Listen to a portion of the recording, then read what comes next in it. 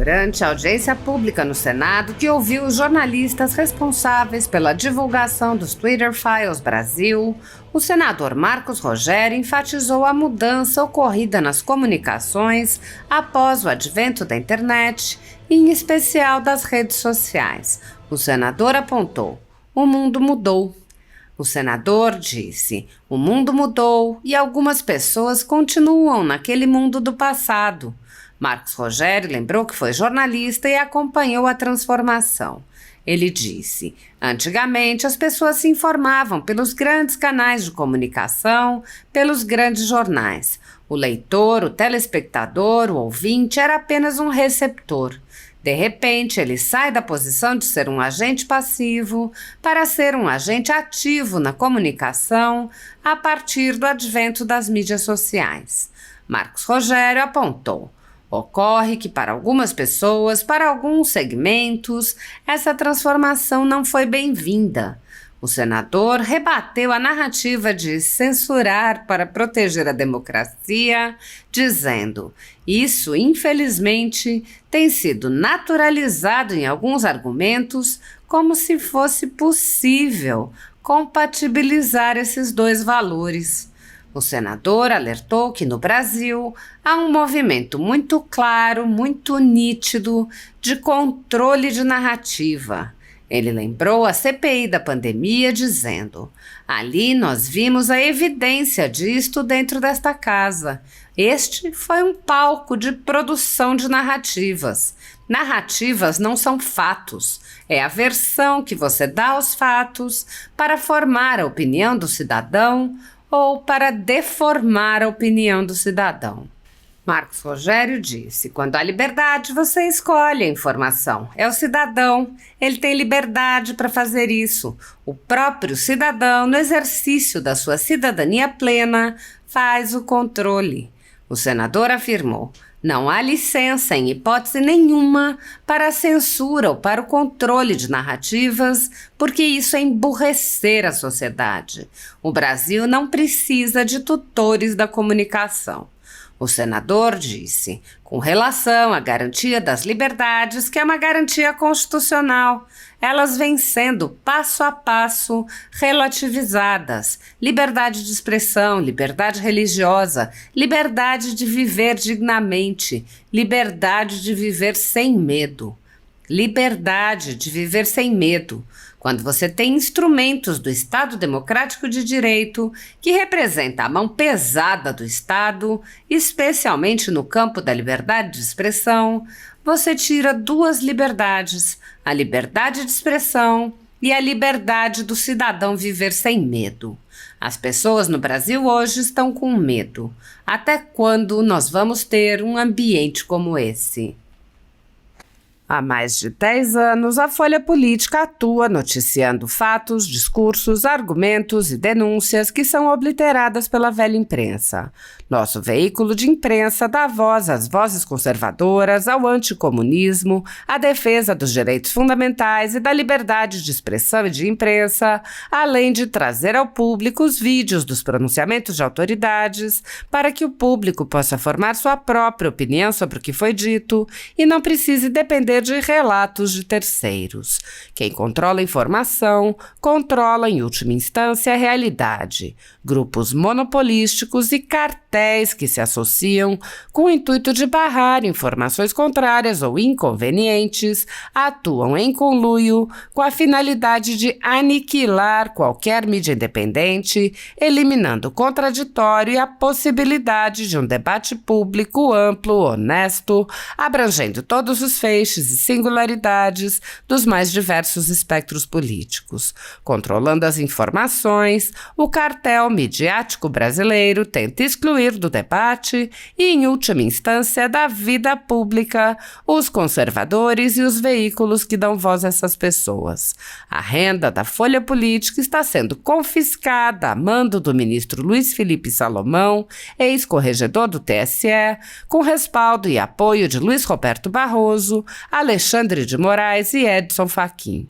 A decisão confisca de forma indiscriminada todas as receitas advindas do YouTube, indicando claramente que a intenção não é a de excluir conteúdos específicos, mas sim de calar o canal e eliminar o jornal. Há mais de 29 meses, toda a nossa renda é retida sem qualquer justificativa jurídica. Se você apoia o trabalho da Folha Política e pode ajudar a evitar que o jornal seja fechado, doe qualquer valor à empresa Raposo Fernandes por meio do Pix, cujo QR Code está visível na tela, ou por meio do código ajude@folhapolitica.org. Caso não utilize Pix, há a opção de transferência bancária para a conta da empresa Raposo Fernandes, disponível na descrição deste vídeo e no comentário fixado no topo. Há mais de 10 anos, a Folha Política vem mostrando a realidade da política brasileira e quebrando barreiras do monopólio da informação. Com a sua ajuda, poderá se manter firme e continuar a exercer o seu trabalho. Pix ajude@folhapolitica.org. Assista. Senhor presidente, cumprimento Vossa Excelência pela presidência dessa importante sessão.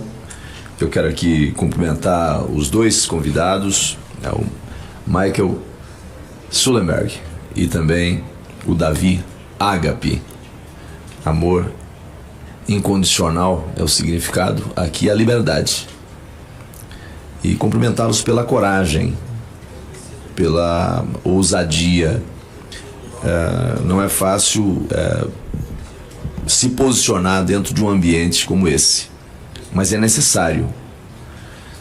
O verdadeiro jornalista, ele não se curva ao comodismo, às conveniências, e especialmente quem é do ramo do jornalismo investigativo, ele tem essa necessidade, né, de colocar à prova, de contraditar, de ir a fundo. Ele não é apenas um transmissor de conteúdo ou de informação, ele é um checador de informação.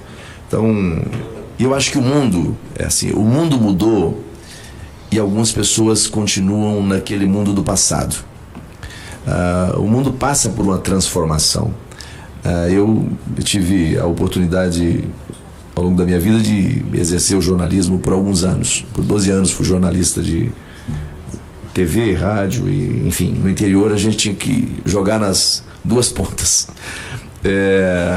E eu peguei essa transformação. Embora todos nós sejamos muito novos, mas nós vivemos essa transformação, essa mudança de realidade.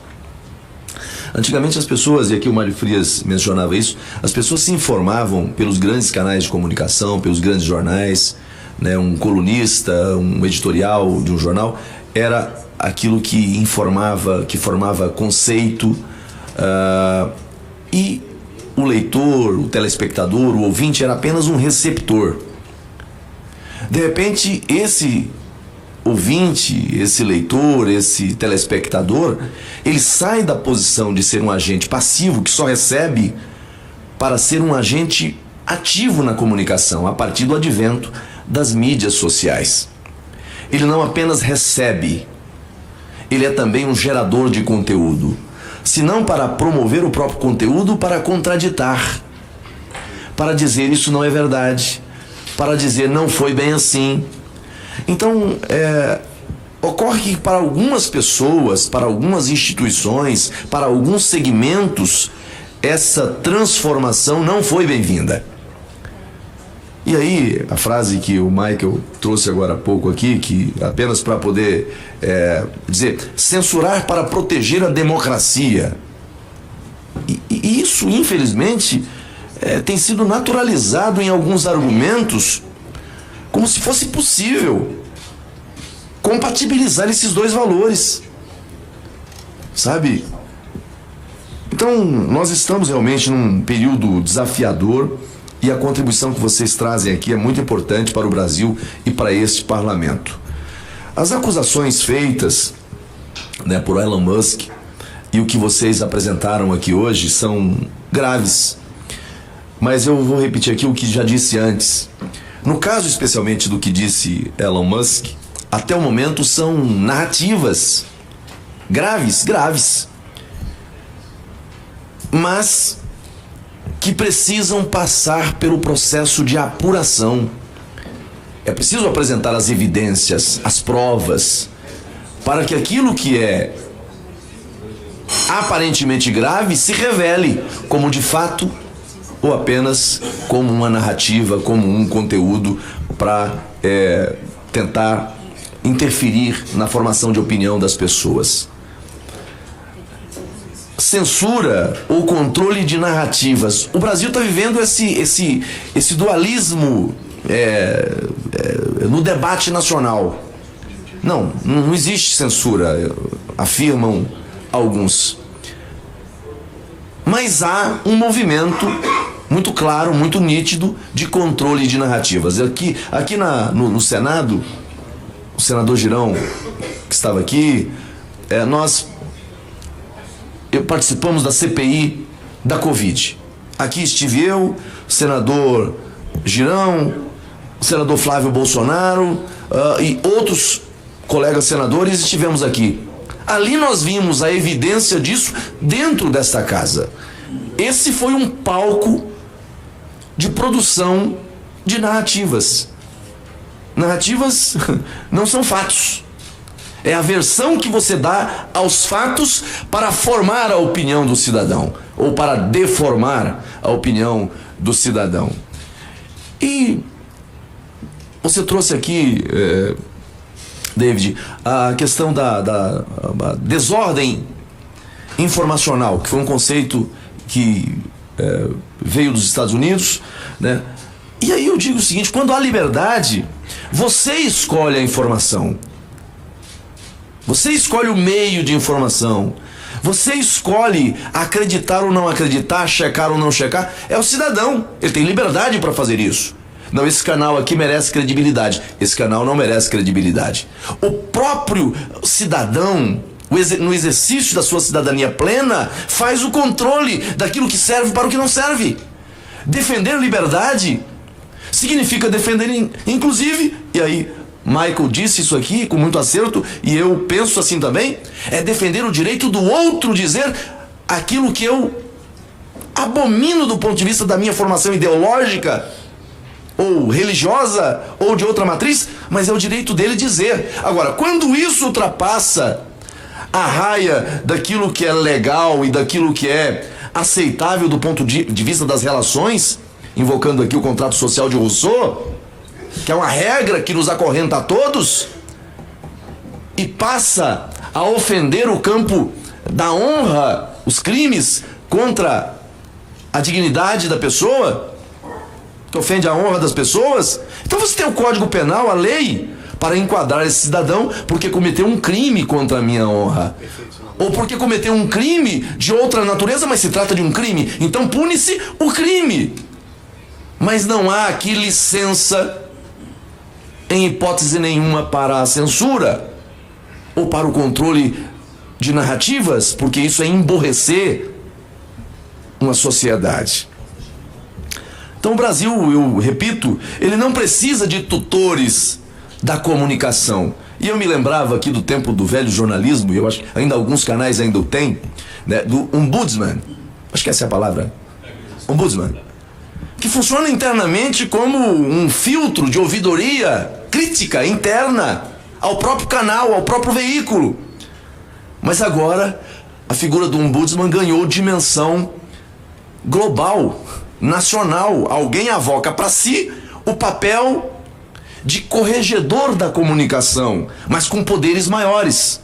Porque no caso do ombudsman profissional, ele trabalha dentro da redação do próprio veículo e inclusive publica notas condenando o conteúdo no próprio veículo, no próprio canal. Aqui não, você tem alguém que chama para si esse papel com poderes maiores, não apenas de ouvir e expor, e recomendar, mas de controlar e de censurar. Olha a que ponto nós chegamos.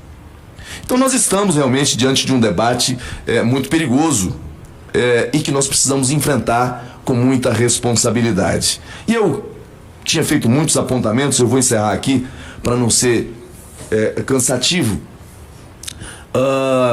Com relação à garantia das liberdades no Brasil, né, que é uma garantia constitucional, elas vêm sendo passo a passo relativizadas. Liberdade de expressão, liberdade religiosa, liberdade de viver dignamente, liberdade de viver sem medo. Liberdade de viver sem medo. Quando você tem instrumentos do Estado Democrático de Direito, que representa a mão pesada do Estado, especialmente no campo da liberdade de expressão, você tira duas liberdades: a liberdade de expressão, de comunicação, de manifestação do pensamento, liberdade de imprensa, e a liberdade do cidadão viver sem medo. As pessoas no Brasil hoje estão com medo. Até quando nós vamos ter um ambiente como esse? E aí concluo aqui perguntando, a única pergunta que faço a vocês. Eu li que congressistas americanos pediram informações e que iriam investigar as denúncias apresentadas por Elon Musk. Como que os senhores entendem, acham que a justiça americana ou parlamentares americanos podem ajudar nesse processo? Agradecendo a contribuição de vocês.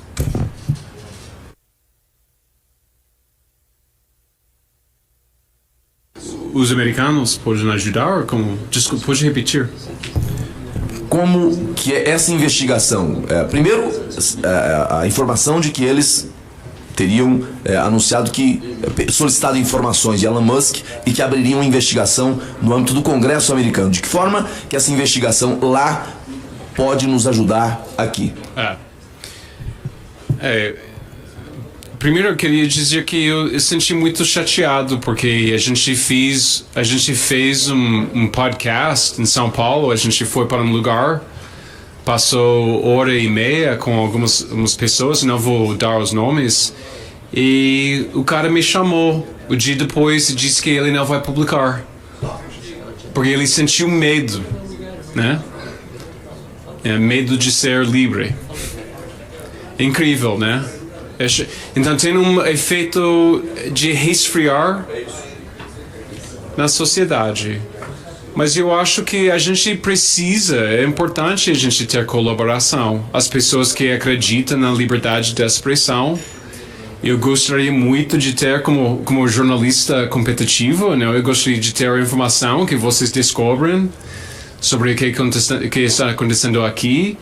Também uma coisa muito bonita de X é que traduz, né? Todas as postagens se traduz, né? De português e inglês. Agora é totalmente... Eu estou conversando com gente por todas as partes do mundo, eles não falam inglês, a gente comunica. Mas o Elon Musk disse hoje que o Congresso pediu a eles informar o que está acontecendo aqui. Os americanos nós cuidamos no Brasil, um país a gente sabe é muito importante, né? Eu amo esse país. Agora a gente entende que é seu próprio país e não tem sua própria constituição e próprias leis e tal, mas a gente pode compartilhar informação. E por isso eu acho que a gente tem muito a aprender também essa informação que o David apresentou e os relatórios e tudo isso. Eu espero que é o início de compartilhar. Obrigado a você.